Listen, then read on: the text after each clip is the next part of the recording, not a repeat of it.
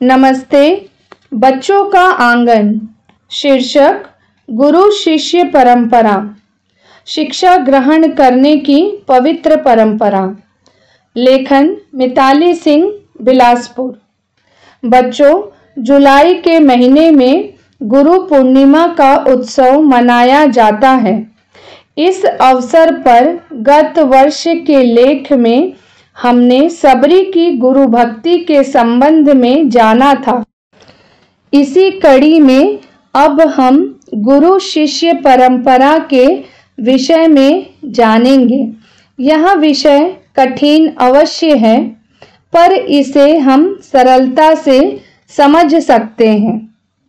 स्वामी जी के विचारों पर आधारित पुस्तक I am a voice without a form से टॉक्स विद डिसाइपल्स शीर्षकों के अंतर्गत गुरु शिष्य परंपरा ट्रेडिशन नामक एक शीर्षक है।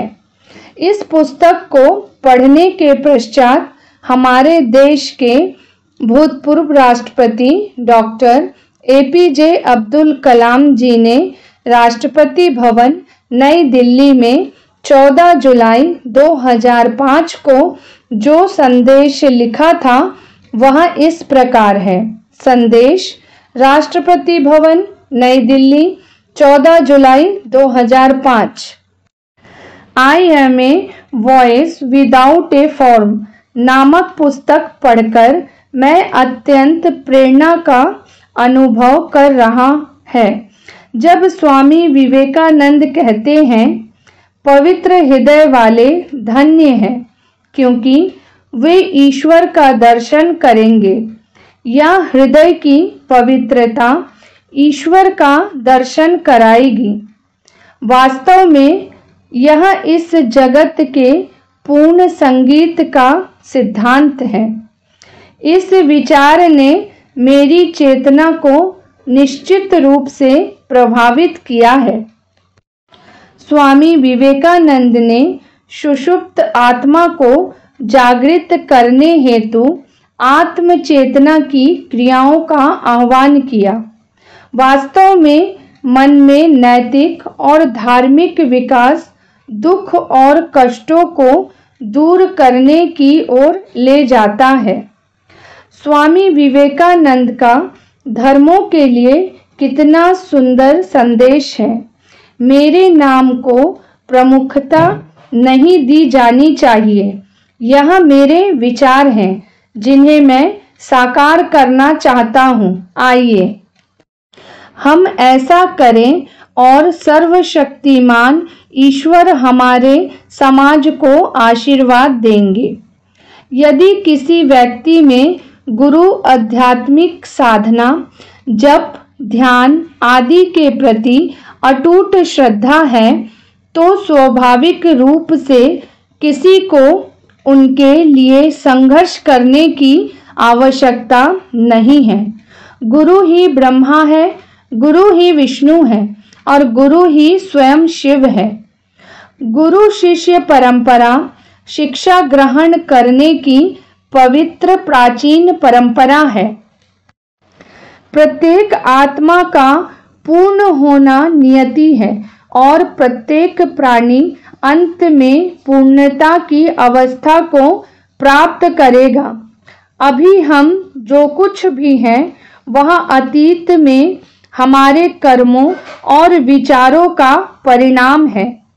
भविष्य में हम जो कुछ भी होंगे वह इसका परिणाम होगा कि हम अभी क्या सोचते हैं और क्या करते हैं। लेकिन यह हमारी अपनी नियति को आकार देना हमें बाहर से सहायता प्रदान करने से नहीं रोकता है। न ही अधिकांश क्षेत्रों में ऐसी सहायता नितांत आवश्यक है। जब यह आता है तो आत्मा की उच्च शक्तियां और संभावनाएं तेज हो जाती हैं। आध्यात्मिक जीवन जागृत हो जाता है, विकास अनुप्राणित हो जाता है और अंत में मनुष्य पवित्र और परिपूर्ण बन जाता है। यह त्वरित प्रेरणा पुस्तकों से प्राप्त नहीं किया जा सकता। एक आत्मा केवल दूसरी आत्मा से ही प्रेरणा प्राप्त कर सकती है, किसी अन्य वस्तु से नहीं। हम जीवन भर पुस्तकों का अध्ययन कर सकते हैं, हम अत्यधिक बौद्धिक हो सकते हैं, लेकिन अंत में हम पाते हैं कि हम आध्यात्मिक रूप से बिल्कुल भी बढ़े नहीं हैं। यह सत्य नहीं है कि वास्तविक विकास का उच्च क्रम सदैव मनुष्य के आध्यात्मिक पक्ष के अनुपातिक विकास के साथ साथ चलता है। पुस्तकों का अध्ययन करते समय हम कभी-कभी यह सोचकर भ्रमित हो जाते हैं कि इससे हमें आध्यात्मिक रूप से सहायता मिल रही है, लेकिन यदि हम पुस्तकों के अध्ययन से स्वयं पर पड़ने वाले प्रभाव का विश्लेषण करें तो हम पाएंगे कि ऐसे अध्ययन से अधिकतम लाभ केवल हमारी बुद्धि को होता है, हमारी अंतरात्मा को नहीं।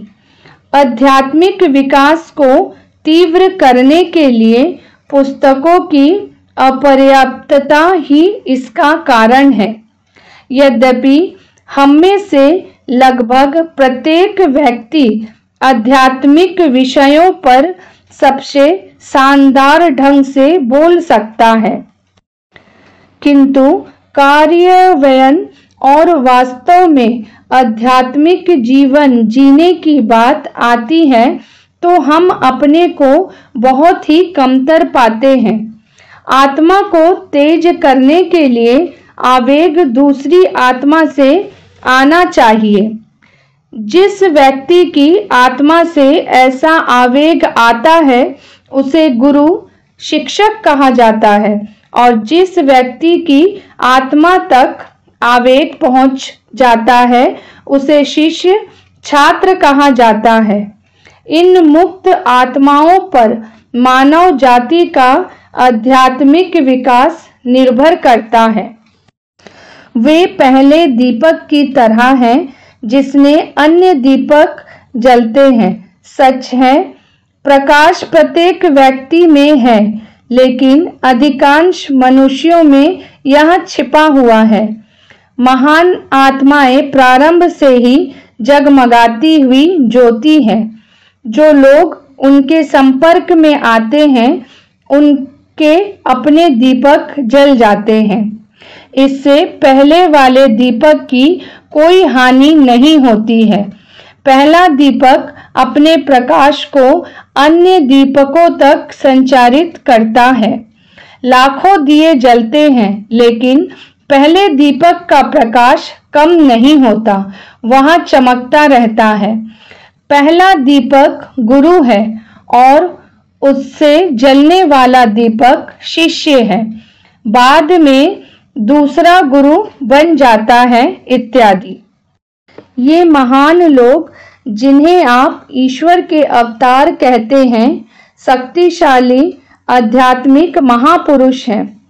जब वे आते हैं तो अपनी शक्ति को अपने निकटतम शिष्यों तक और उनके माध्यम से पीढ़ी दर पीढ़ी शिष्यों तक संचारित करके एक प्रबल आध्यात्मिक धारा को गति प्रदान करते हैं। यहाँ गुरु शिष्य परंपरा को बहुत अच्छे ढंग से समझाया गया है। साथ ही हमें सरल शब्दों में बता रहे हैं कि ज्ञान का विस्तार किस तरह से संभव है।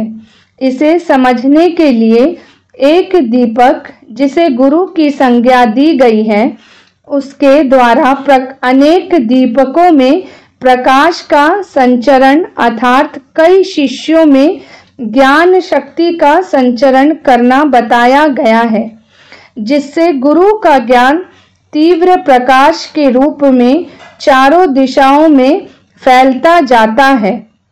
यह भी बताया गया है कि पुस्तकों से प्राप्त ज्ञान तो केवल ऊपरी ज्ञान होता है, किंतु गुरु के सामने बैठकर अर्जित ज्ञान हमारे अंतर स्थल तक पहुंचता है, जिससे हमारा सर्वांगीण विकास होता है। जय श्री राम कृष्ण।